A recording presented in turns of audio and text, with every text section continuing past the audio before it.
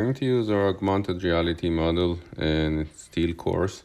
We are this AR model will help us to better understand different structural components that we are covering in this course. Those structural elements are under different types of load effects due to either gravity loads, so vertical gravity loads, or lateral loads, or sometimes combination of gravity and lateral loads. The AR model will also help us to understand better the connectivities between these structural elements, the load path, lateral and gravity load path, and get some idea about the construction sequence. And here in our AR model, we've got a steel brace frame. A vertical truss consists of diagonals, columns, vertical elements, and horizontal elements, and connections. All the members, main structural elements are shown in red, and the connections between these elements and between two elements are shown by gray. And then at the bottom we've got a concrete block, which is in red, two concrete blocks that are our footing, where the vertical elements are supported. Okay, let's get started. We're gonna use the bottom, the drop-down menu on the bottom left of your or screen in order to see assembly and disassembly of different structural elements. So we're going to start with the basic members that we design in lecture 4, and those that we're going to design in lecture 5, tension and compression members. I'm starting with X bracing with diagonals. In this case, as I said, I have a two-story brace frame structure. In each story, I've got an X bracing, and those X bracing are connected using these gray connections to the ends. I'm using my my pointer here to show these connections, and on the other side right here, and between those at the middle I have got a connection that connects a continuous member to two discontinuous members. So once I hit disassemble, as you see, these bolts untorqued, and they come off. And if I disassemble, hit disassemble one more time, I'm going to see the gray connections, the connection plates coming off, and one more time the angles that connect these two diagonals together. So as you see, now I've got the members here. Here's my continuous member, and here I have two discontinuous member that create my X bracing. So if I disassemble one more time, we're gonna see these connections. I'm rotating. As you see, I've got here a hollow structural element, edge section with slotted to make the connection. Here the elevation view with two discontinuous member and one continuous member. A closer look at our connection here, slotted connection, as we saw, as we learn in tension members, and the cross section, which is an hollow structural section.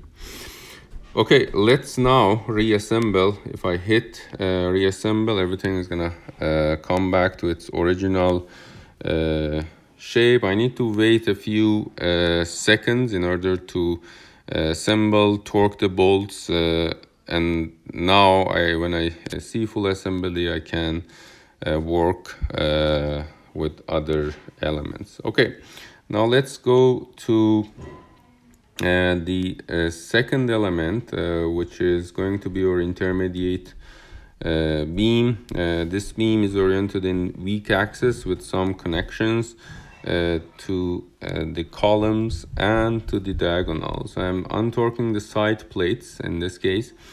Side plates are connecting my intermediate beam flange to the column flange. You see here, if I zoom in, I've got some 8 bolt holes here, and on each side I have 4 bolts that are connecting this connection plate to the two structural elements. Okay, now if I disassemble one more time, the connection plates will come off, and they're, as you see now, if I can zoom in, I'm gonna see again the bolt holes, this time on the flanges of my beam and and column. And I'm gonna rotate my brace frame and disassemble, and this time, as you see, the connection between the bolts that are connecting the gusset plates to the column web are coming up. If I rotate my connection and zoom in, I'm going to see the inside the column where the gusset plate is connected using an end plate to the web of my column. Okay, now let's disassemble one more time. Now we see the bolts of the gusset plates that are connecting our gusset plate to the diagonal. So I've got here a true plate that is welded to my HSS, as you see, using this slot. So it's slotted in into this HSS, and then there I've got 2 side plates that are connecting my end gusset plate to the knife plate with 8 bolts, 4 bolts on each side. Okay, now let's disassemble. Now I've got only the intermediate beam with the gusset plate. So typically, as you see, these are these are already connected. So this is how the beams are typically done. The gusset plates are welded, the connection plates are welded in the shop, and then they come to the side and bolted to the rest of the structure. So I reassemble and wait a few seconds to come back to my original frame by torquing all the bolts. And now I'm gonna go to the roof beam and do a similar disassembly, taking out the bolts of the cap plate of the column. Now the cap plates are coming off, and I have now disassembled my bolts here, similar bolts that are connecting my gusset plate and the beam connection to the column. So one more time, disassemble, and as you see, I've got here my beam, which is a W-shaped beam, and it is a cope beam in order to make the connection at the roof level. Okay, now I'm reassembling to create my frame again, placing my beam and then cap plates, the bolts coming down, and now I can use again this drop down menu to pick another member. This time I'm gonna pick column to see how the column is connected to the rest of the structure. Again, we're starting from the top, cap plates are coming off, And now I'm gonna untorque these bolts in here on the side. As you see, the beam is bolted to the web of the column. If I rotate, we're gonna see inside we're gonna see inside the connection between the beam and column. And if I disassemble one more time, we're going to see the intermediate beam bolts that are connecting our beam to the column, side plates coming out, similar to our disassembly of intermediate beam. One more time, we are disassembling our connections between gusset plate connections between the column and the braces, and now the bolts between the gusset plate and braces. So if we zoom in here, we're gonna see the bolts and the bolt holes one more time. We're going to see the anchor rods, the knots of anchor rods are coming off. As you see one more time, we can remove the anchor rods. And now our columns are ready to disassemble. If I hit disassemble, I'm gonna see my column with the holes at 3 locations: base, mid height, and the top. Now, and as we said, it's a wide flange column oriented in weak axis in the plane of the frame. Okay, let's go back to our model and wait a few seconds to put everything together. And my side plates, bolts are torqued, and now the roof beam, cap plates, and we're nearly done with our model. Okay, now I can go and select our last component, which is the column base.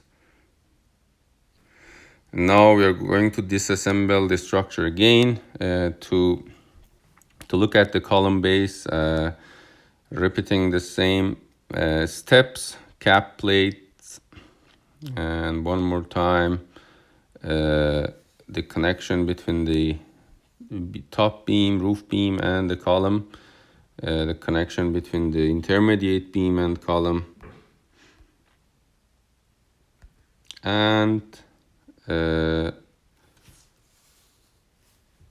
I disassemble, we're gonna see the gusset plate connection to the column,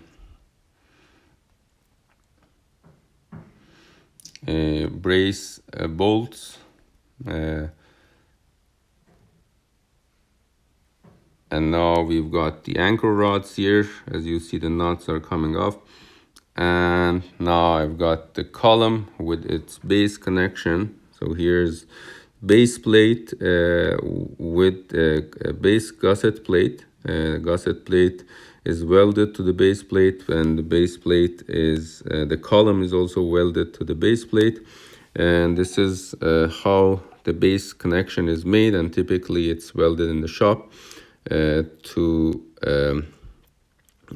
the plates that you see, and it's assembled on site. So if we zoom in, we're gonna also see the grout underneath, the anchor rods that are ready to install the columns. I'm gonna go back here. We don't see the other connections, the roof and the intermediate levels, and as if I zoom in, we're gonna see the connection, the bolt holes. So I'm reassembling my frame. Now let's look at the elevation view, how when things are being reassembled. And we need to give a few seconds to be able to run our last step. Okay, Now we're gonna load this structure under gravity, and we're applying some gravity load at the roof level on the beam. So this can be the dead load coming from the roof or the self weight of the beam, or combination of those, or the roof snow load that's transferred to the joist, so from the deck, and from joist to the main beams, and from the main beams to the beam of the to the roof beam of our brace frame. Or sometimes the roof trusses or joists are sitting on the roof beam, this W-shaped beam. We're gonna simulate this transverse load, UDL, at the roof level, and we're gonna see the load pass, gravity load pass. As you see, as the load comes, is UDL on the roof beam, so we see this exaggerated deformation, the deflection of the beam, vertical deflection, the bending of the beam due to this UDL, and the loads are transferred to the columns through this end connections on both sides, here and here, and as axial compression load, and from the columns down to the column to footing and the soil, and the connection between the column and footing is through this base plate connection, as we saw before. So I'm gonna unload, and we'll see the flexure of the flexural deformation of the beam will return, and then the column will also elongate, because we had UDL, which shortened the column, and we and also deflected this beam as we saw. So now I unload it, and we're back to the original frame. Okay, thank you, and we're going to just a reminder that we're going to use this model in the beginning of each structural element that we are covering in this course, and we're going to take out each of the structural members and see their connectivities and the load pass that produces different internal forces in these in different members.